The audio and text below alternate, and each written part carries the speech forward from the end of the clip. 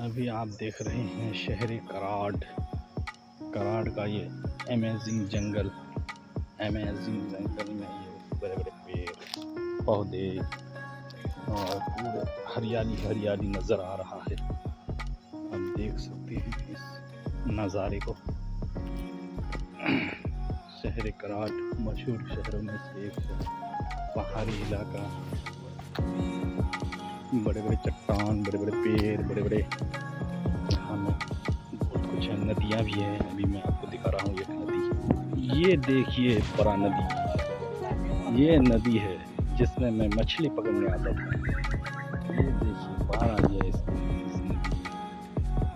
अभी देखिए मछली ही मछली रहता है इसमें। बहुत बड़ी मछलियाँ मिलती हैं यहाँ पे। भरा हुआ नदी यहाँ का।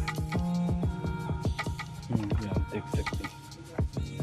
तो बाढ़ आ गया है यहाँ पे, के घरों तक पानी आ गया है।